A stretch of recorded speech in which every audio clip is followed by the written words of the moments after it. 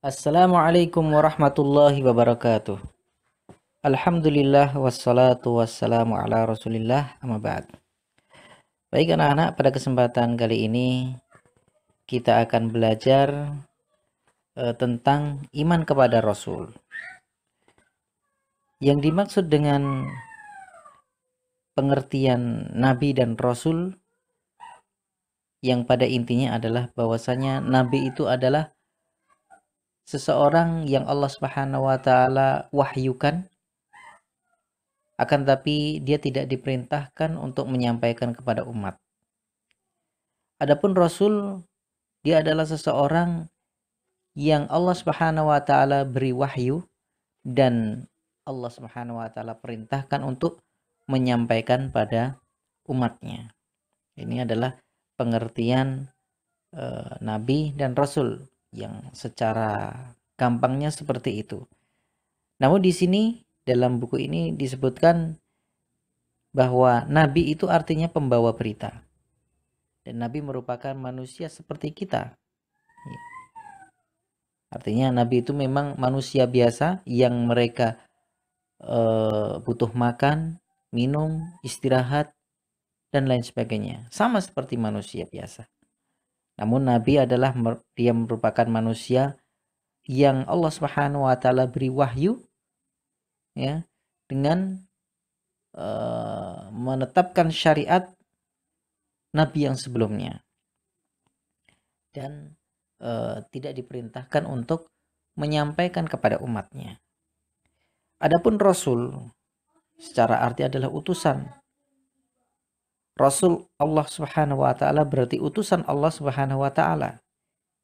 Ia adalah manusia yang menerima wahyu dengan membawa syariat yang baru dan diperintahkan untuk menyampaikan kepada umatnya.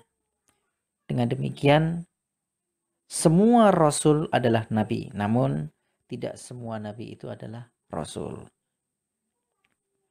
Dan adapun jumlah ya Nabi dan Rasul itu sebenarnya banyak sekali. Namun yang disebutkan di dalam Al-Quran maupun Sunnah berjumlah 25 orang.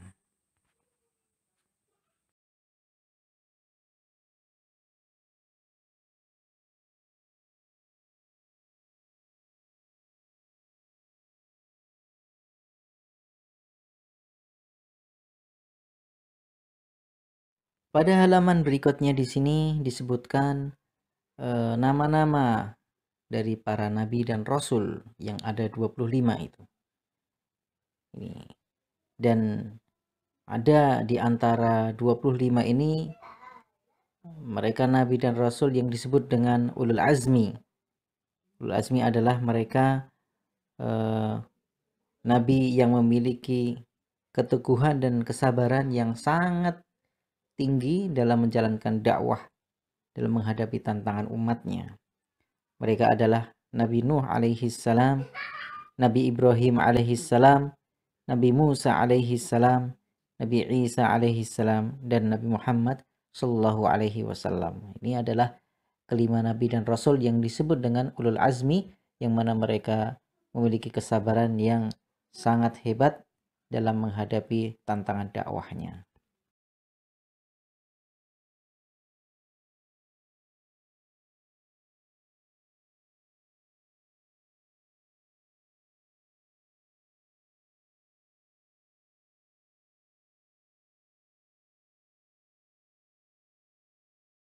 Sebagaimana yang disampaikan tadi bahwasanya mereka nabi dan rasul adalah sama seperti manusia biasa. Lalu apa yang membedakan mereka nabi dan rasul dengan manusia yang biasa? Yang membedakan adalah bahwasanya mereka itu orang-orang yang menerima wahyu dari Allah Subhanahu wa taala. Mereka adalah orang-orang yang maksum, yang Allah Subhanahu wa taala jaga mereka dari perbuatan maksiat. Dan mereka para nabi dan rasul ketika meninggal mereka dikuburkan di tempat di mana dia meninggal. Kemudian yang merupakan keutamaan mereka juga bahwasanya bumi tidak akan memakan jasad mereka, artinya mereka tetap utuh ketika dikubur. Dan mereka para nabi dan rasul memiliki sifat-sifat yang utama. Di antaranya adalah yang pertama, sifat siddiq, yaitu jujur dalam menyampaikan. Yang kedua, amanah, yaitu dapat dipercaya. Yang ketiga, tabligh, yaitu selalu menyampaikan setiap wahyu yang diterima kepada umatnya. Kemudian yang keempat adalah fatonah, yaitu cerdas dan pintar.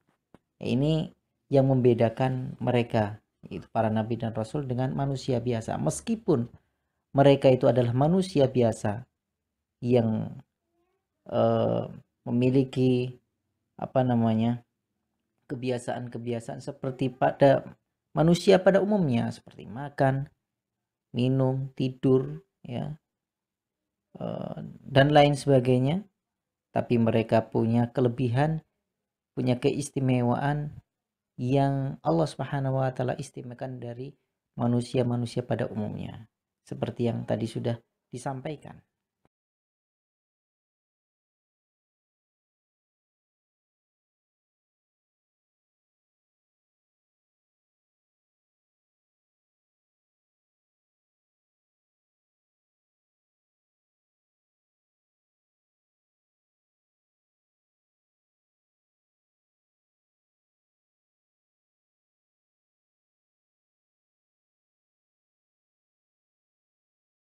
Dan di antara keistimewaan yang Allah Subhanahu wa taala berikan kepada para rasul adalah Allah Subhanahu wa taala memberikan kepada mereka mukjizat. Mukjizat ini adalah sebuah kemampuan yang luar biasa yang dimiliki mereka oleh para rasul dari manusia pada umumnya. Yang mana mukjizat ini Allah Subhanahu wa taala berikan untuk membuktikan kebenaran bahwasanya mereka adalah utusan Allah Subhanahu wa taala. Di antaranya yang Allah Subhanahu wa taala berikan mukjizat adalah kepada Nabi Nuh alaihi salam, yang mana beliau mampu membuat perahu besar di tengah daratan sehingga dapat menampung kaumnya yang beriman serta hewan-hewan tatkala terjadi banjir. Kemudian juga mukjizat Nabi Saleh alaihi salam, yaitu keluarnya unta yang besar dari batu yang terbelah. Kemudian mukjizat Nabi Ibrahim alaihi salam, yaitu tidak terbakar api saat ia dilemparkan oleh Raja Namrud ke dalam kobaran api. Dan ini bagi Nabi Ibrahim alaihissalam bahwa api justru terasa dingin. Kemudian mukjizat Nabi Yunus alaihissalam, yang mana beliau bertahan hidup di dalam perut ikan paus hingga keluar dalam keadaan selamat. Kemudian mukjizat Nabi Musa alaihissalam, di antara mukjizat beliau adalah tongkatnya dapat berubah menjadi ular yang besar. Dengan tongkatnya ia memukul lautan hingga terbelah dua, sehingga terbentanglah jalan yang dapat dilewati. Tangannya dapat menjadi lebih putih dan bersinar.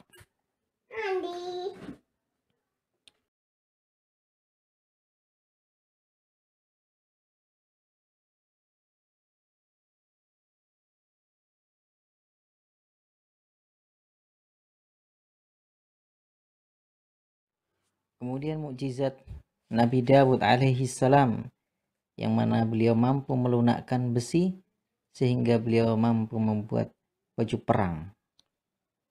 Kemudian mukjizat Nabi Sulaiman alaihi salam, beliau mampu menguasai angin dan bangsa jin serta mengerti bahasa hewan. Nabi Isa alaihi salam, beliau memiliki mukjizat menyembuhkan orang yang buta, menghidupkan orang mati untuk satu keperluan. Kemudian menyembuhkan orang yang memiliki penyakit kusta dan lain-lain. Adapun mukjizat Nabi Muhammad SAW, beliau Allah Subhanahu wa taala berikan keistimewaan, yaitu kitab Al-Qur'an yang merupakan mukjizat terbesar yang bertahan sampai hari akhir ini. Kemudian mukjizat beliau yang lainnya ketika Isra dan Mi'raj, ya, beliau Allah Subhanahu wa taala bawa dari dari Masjidil Haram menuju Masjidil Aqsa, kemudian menuju Sidratul Muntaha dalam waktu 1 malam.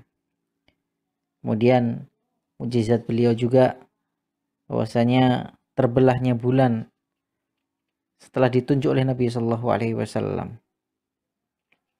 Ini adalah beberapa mukjizat para nabi dan rasul yang Allah Subhanahu wa taala berikan keistimewaan ini untuk menunjukkan bahwasanya tentang kebenaran bahwasanya mereka itu adalah utusan Allah Subhanahu wa taala.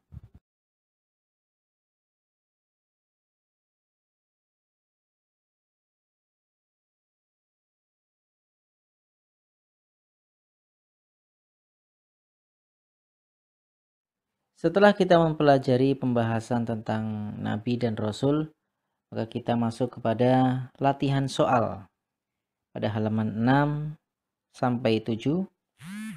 Pilihan ganda, silahkan anak-anak mengerjakan latihan soal ini. Silahkan. Setelah anak-anak mengerjakan, nanti Ustadz akan kirimkan kunci jawabannya dan anak-anak silahkan memeriksa sendiri sejauh mana ya pemahaman anak-anak terhadap apa yang disampaikan dalam materi ini. Ya, kalau anak-anak betul-betul paham, maka insya Allah bisa menjawab soal-soal yang ada pada latihan ini. Silahkan dikerjakan. Mungkin ini yang bisa disampaikan pada kesempatan kali ini. Kurang lebihnya mohon maaf. Wabillahi taufiq wal hidayah. Wassalamualaikum warahmatullahi wabarakatuh.